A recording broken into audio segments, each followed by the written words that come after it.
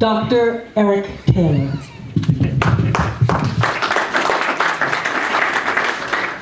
Called me while he was on the airplane. First time I've gotten a call from anybody up when they were flying. Physically. Once again, my condolences to the family. Yeah, Rich was like a brother to me as well. When I started to come up here, I started to think about, what type of reflections I would have about my my times with Rich.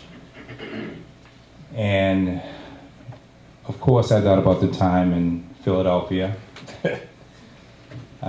when Rich had somehow gotten the song Planet Rock before anyone else had it.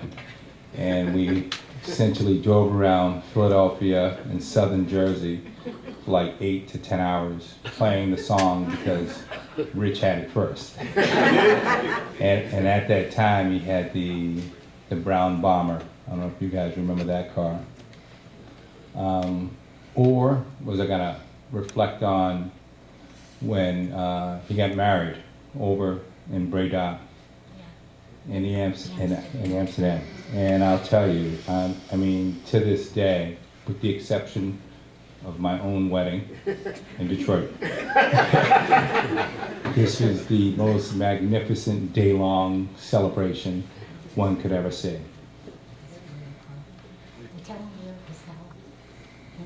Oh, right, it was in the, actually at the mayor's office, right? Yeah. But, the entire town turned out for the wedding, which was incredible. But instead I said, I started trying to think about when I first met Rich. And in the words that he kind of, I want to say murmured to me, but we know Rich, he didn't murmur.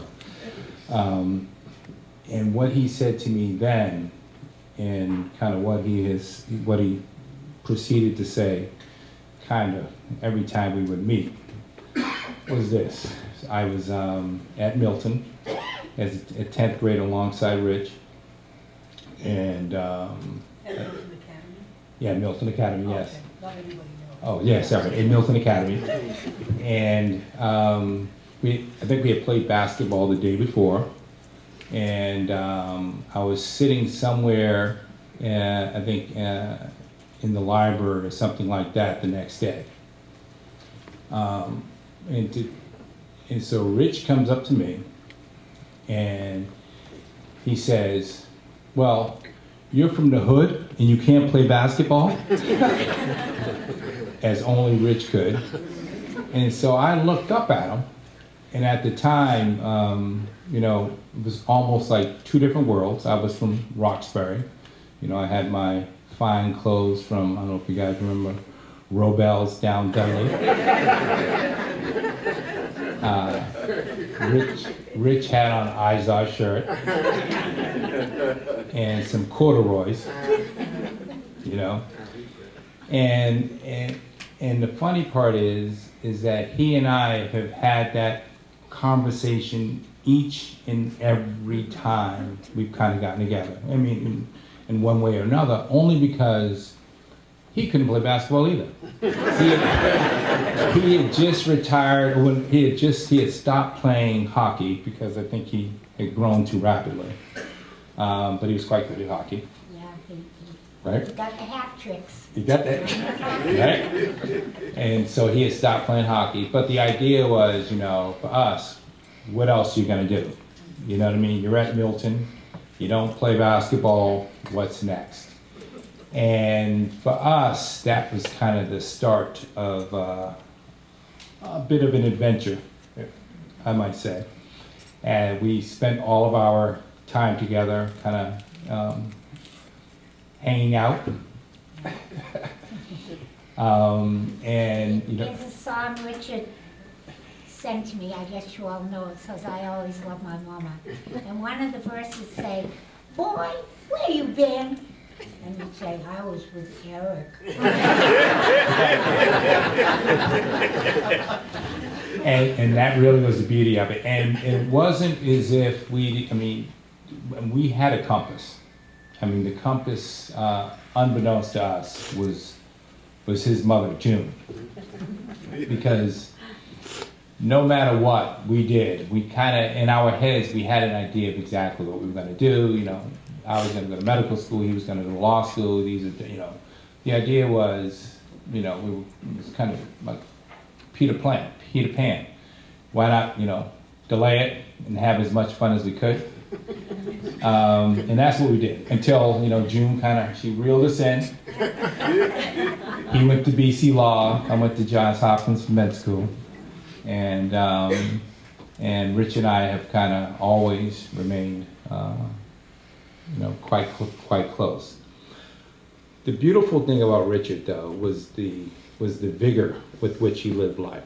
I mean, he was almost like, you know, my wife juices, so he was almost like a juicer for life. He was going to get every ounce of life, you know, every ounce of, you know, any experience of fun or whatever out of whatever he was doing.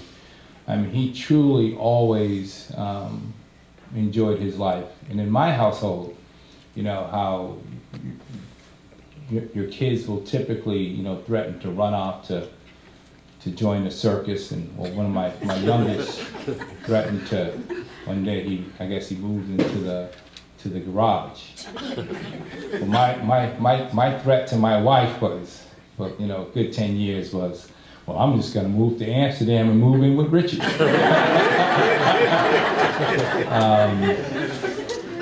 I mean, Rich was brilliant,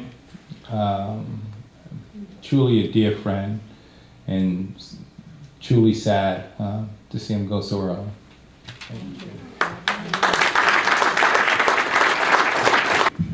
This is Carol Ann Malatesta. Hi, I don't know Richard that well. I'm June's friend. And, but I just want to tell you, one time we went to a fundraiser, Esther, June and I, and Richard put on this pinstripe suit, and as soon as he walked in the door, he's like walking around, and he knew everybody. And it was just, everybody was going up to him. And I'm like, gorgeous girls too. But I'm like, unbelievable. I'll just say that's the only time I actually went out with Richard. But he always come up to, you know, his mother and said, is everything okay? You doing okay? And then he'd just take off. But then he'd come back and check on him, and I don't know, he looked real handsome in his suit. Yeah, he looked real, it was nice and tight and pretty. That's all I was saying. We really appreciate you telling that.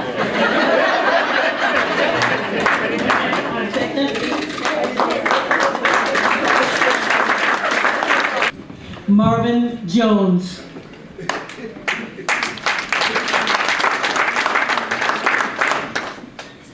This is very tough. Come on.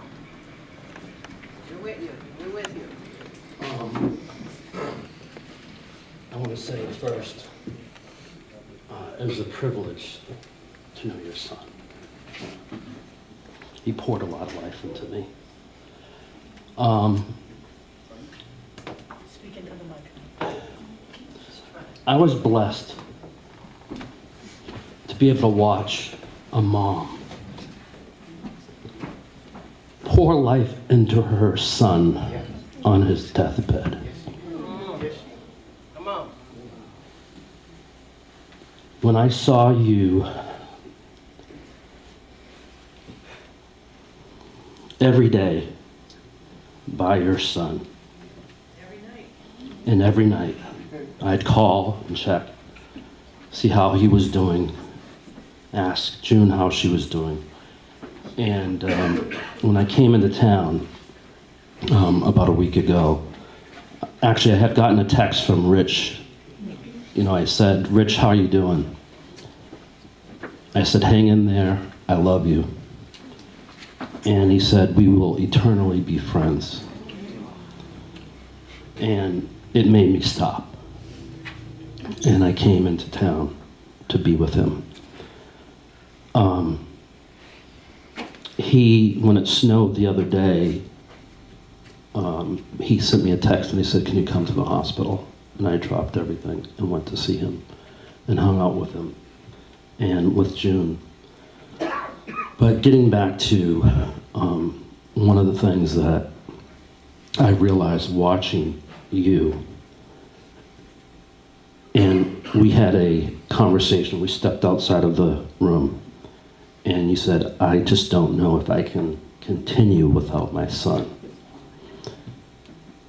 And I could see how the stress of taking care of your son was eating on you. But what I saw the next day when I came was a woman of faith. I saw how God was moving in her, pouring strength into her, even though she was saying, "I don't know how I'm going to do it." And that next day when I got that call from you saying that Richard had passed away, it really hurt, but I knew it was hurting you more. But when I got there, talking about the strength of God, I saw a woman whose faith had carried her. The strength of the Lord was carrying her, even though a few days earlier she was saying, "I don't know how I'm going to do this." So my strength comes from watching you. My strength comes from watching mothers do things where a lot of times you don't know how you're going to do it. My mom. But this is a perfect example. Watching you pray over your son who was already in the flesh gone, but in the spirit still with you. And I can see that strength now. I saw that strength when you said goodbye to him as his body laid there, but his spirit walked away with you. So the strength of a mother, I don't think there's anything more than a strength of a mother. You know, I had the blessing of being able to watch one of my sons being born, and I said, there's just no way I could ever. I was just, oh my God. But, you know, from that point, but the strength of a mother, there's no way. I'm sorry, guys. We are not strong. We're not. But I'm just so glad that I had a chance to be a friend of Rich's. And I met Rich when I was, I think he was a freshman in college. I was a freshman, and I met him on a summer job. My father had a construction company. He said, "Okay, well, your summer job's going to start. You have to, you're going to be laying the lines on the streets because they're going to be digging trenches for Cablevision." This is when cable started. So I show up at 7, and this kid walks up. I'm like, "What are you doing here?" He's like, "I'm here, I'm working for someone." So, and for the summer, we became good friends. You know, we just walked around painting lines for them to dig trenches. So we became long-time friends. From that point forward, we stayed in touch. When Rich was in town, he was always interested to see what car he was going to pull up in. But we became travel buddies. So we would travel to Canada all the time. I mean, we were 18, 19, 20, traveled to Canada all the time. He was my travel buddy. We went to Sweden. We went to Spain. Actually, I did the running of the bulls, and Rich went with me. And that's an interesting story because he had just gotten married. And I said, "Rich, aren't you going to run?" He's like, "Man, I just got married. I can't do that." I'm like, that's even more reason why I should run. And, you know, the first day, let's see, no, we were in Madrid first. And, you know, we were hanging out, and I can't get into a lot of the stories. There's a lot of fun stuff. But I remember hanging out Rich was doing his thing, I was doing my thing, and he knew that I was going to the Run of the Bulls, and he thought I chickened out because he had left, and I come back maybe 4 hours later once he got there, and came in limping, and I said, Rich, I can't do the Run of the Bulls. And he's like, what the hell? I said, Rich, I was in the dance club, and some guy challenged me to a dance-off, and I'm the only black person there. There's no way I'm gonna let him outdance me. So I did a split, and I tore my hamstring. So I limp, and he's like, yeah, sure, Bob, sure, yeah. You just don't want to run. So anyway, we go down to Pamplona, we take the train down to Pamplona, and I asked him, are you gonna run? He said, no. And I said, well, I'm gonna run. I will never probably be back here. And I said, trust me, I'm not going to get gored by the bulls because there are 2 black people in Pamplona and ESPN2 is here and I'm not gonna be the one. But this is a song that he would always say, why oh why must I drink cappuccino? And I didn't know what the song was. I don't know if you've ever heard of that song. But this is it. And I could never figure out why he just kept singing this over and over again. It's going to be brief. Yeah, very brief. It's by MC Light. Where is it? Oh my God.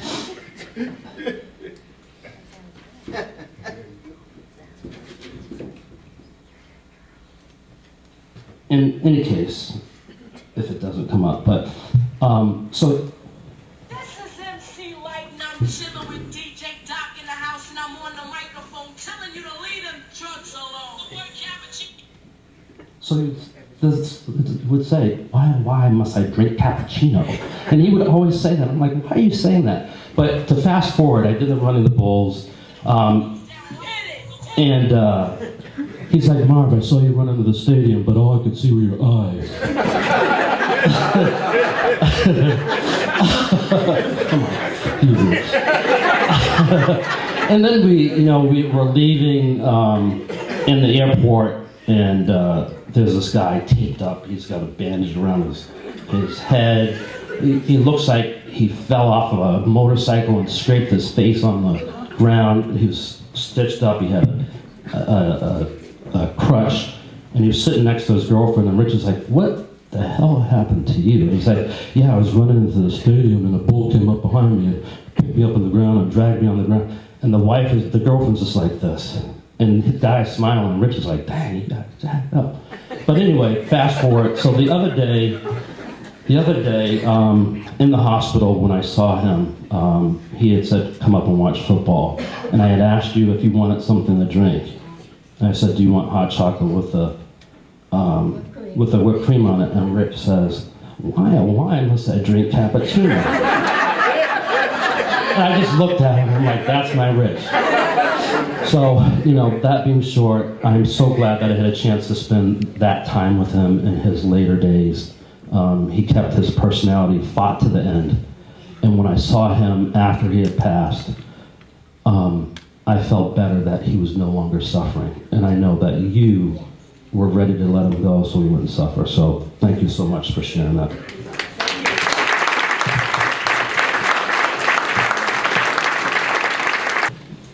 Randy Parkman.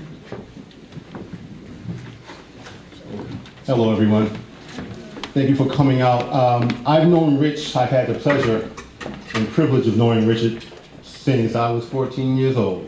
41 years. We went to Milton Academy down the street when it was my freshman year. I believe that Rich had been going there almost from the beginning of going to school, correct?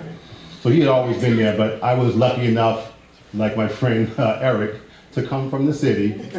But I was lucky enough to get a scholarship to go to Milton Academy. And Milton Academy was 4 of the best years of my life, and I shared those with Rich. But again, I've shared 41 years with Rich. So everyone, exhale a bit, because I'm going to be here for a second. I can't wrap up 41 years in 2 minutes, but I'm going to do my best just to hit the highlights.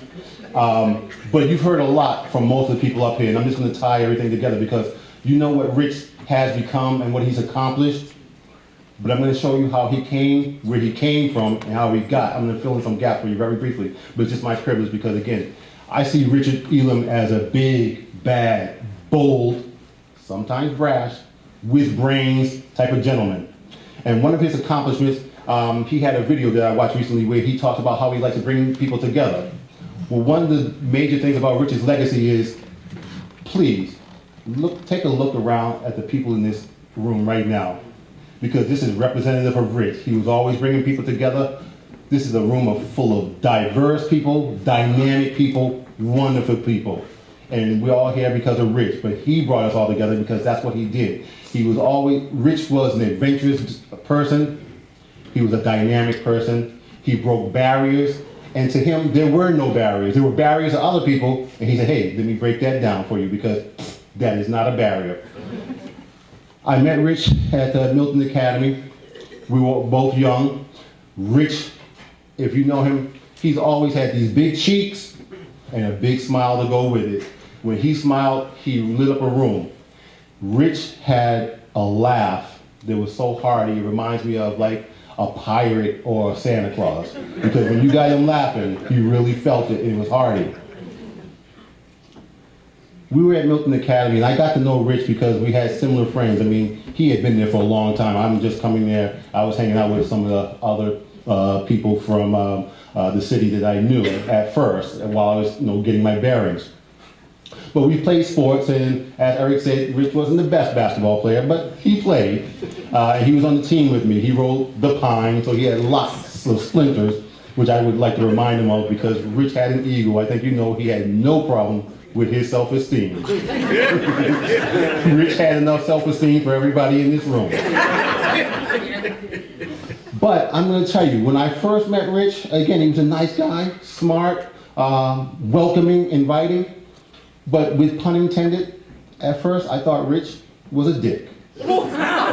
Because he could be brash. He was bold. You can't be bold, big, bad, and bold without being brash at times because he's breaking down barriers. You have to be bold to do that. You can't be meek. You can't have low self-esteem. Rich had all of that, but I was only 14, 15. What do I know? But as I got to know him, we spent lots of time. We had lots of friends. We spent time on the road. We went places on the basketball team. We went to, he was on the track team with me also. So we got a chance to spend a lot of time and to grow with each other and to learn from each other and become close. After Rich left town, we went separate ways because we graduated from Milton Academy. And he went to Duke, which if you're a sports fan, that's another reason why not to necessarily like him because nobody really likes Duke. But he went there anyway and he did the right thing. I was really proud of Rich because he knew what he had in mind. He knew what he wanted to do. He comes back from Duke and I come back to Boston from school. And Rich gives me a call and I'm like, why is Richard Elam calling me? I hadn't talked to him in 4 or 5 years. But he called me because he was in town. He knew I was in town. And he wanted to hang out. Again, I'm from here. I hung out in Boston. I have lots of friends, some of who are here now. And so I kind of, so to speak, took Rich under my wing. We went to a few clubs. We went to a few parties. And over the next years, I had to tell you, Rich and I painted this town red because Rich liked to get out. He liked to meet people. He liked to have fun. And he liked to gather around with all kinds of diverse people. Let me tell you, being with Richard Elam, I've met all kinds of people and had all kinds of fun. And sir, you made me think, Mr. I forget your name, from Belarus, but you said how Rich wanted to meet the Queen. No, actually, I think that was Randy.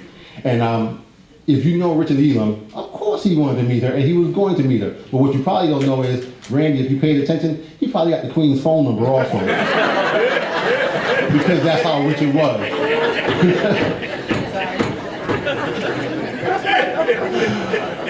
Richard and I had so many adventures. I thank you, Miss Elam, because I want to get this out of the way. Rich was a great person, and again, 41 years. He's had a mark and left an indelible impression upon me and my family.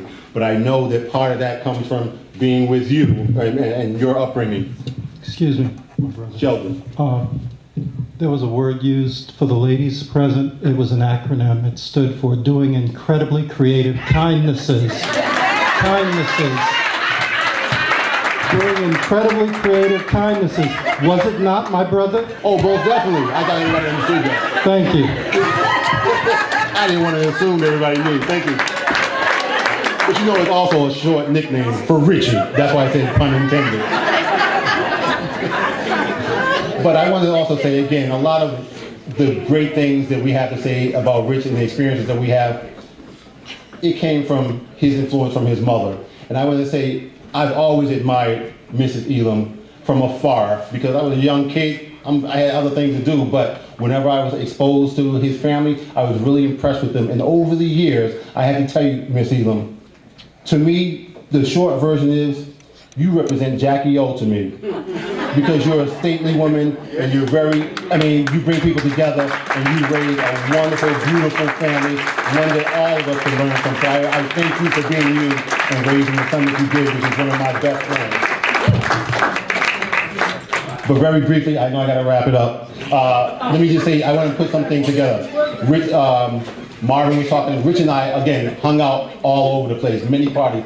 In Boston, between the 80s, if you had a party or a nightclub, it really wasn't official until Rich and I walked in. Because, and again, that's not to pat myself on the back, it's just that we got around, we went to every party, we met everybody. And so again, it was, if we didn't make it to your party, you didn't have a party. And when we went to the parties, we like to make an impression. I remember at Milton Academy, we had yearbook pictures, and Milton Academy did a little bit different from most schools. You know, if you had a friend, you could have a page. You had your own page to set up any way you want to. Rich and I and one of our friends from basketball, William Gregory Davis, right? William Gregory Davis. We had a page together, and we had suits on. We sat on. We took the pictures in front of Rich's house. I believe his mom used to have an old Cadillac or Lincoln that looked really stately. So we took these pictures with our suits on, each of us on her car. But we had this saying on our page, and everybody was impressed with our page because it was a little bit different. But it said on there, Richard picked out a quote, which I don't remember, but it was from The Great Gatsby, appropriate for Richard. But it basically said, these gentlemen are open-minded, and they're adventurers who are going to go out into the world, live their dreams, and make a difference. And at the end of that quote, we added a song that was appropriate at the time by McFadden and Whitehead, Ain't No Stopping Us Now. That's beautiful. That was high school. And you can see, Richard kept that in mind and ran with that. That's what he did with his life. He went to Duke, he came back, we partied. Like Marvin said, you never knew what car Richard was going to pull up to. He always had a nice car. Richard had a 25th special edition Firebird Trans Am, white and ice blue. That was so nice. He had a cream-colored Maserati, which my friend back there, Vance, he was bequeathed to him by Rich. I remember the Porsche, And he had a 928 white Porsche. which his mother made him take back because it cost too much. It did, but he put it to full use. And but again, he's just my friend. 41 years. I can't say that for a lot of people, but he had a major impression. He was a dynamic person. I thank you all for taking the time to listen to me, but I thank you for coming out for Rich, and I thank him for bringing us all together because you're beautiful, dynamic people. I thank you for being here to honor Richard Elam, and thank you. Thank you.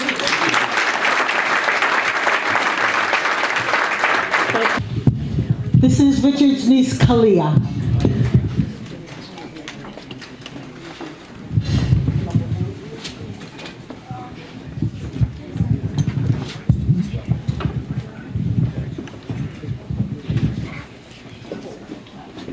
God saw when my uncle's footsteps faltered, when his pathway grew too steep, so he touched Uncle Richard's weary eyelids and gave him a peaceful sleep.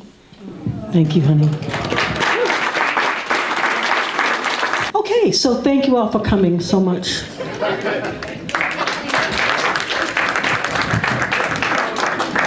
Can we? Almighty God, just raise your hands towards this family, just press them this way. Eternal God, we send our energy of love and light to these wonderful beacons of hope. They stood with Rich as he transitioned home. We all want to get there. There is a bright side somewhere, and we know it. Father, give us safe travels as we go our separate ways. We thank you for those who have come over the dangerous highways and byways and those who have flown in from all over the world. Give them your favor in Jesus' name. Amen. Amen. Thank you so much. Thank you. Thank you, everyone. So great.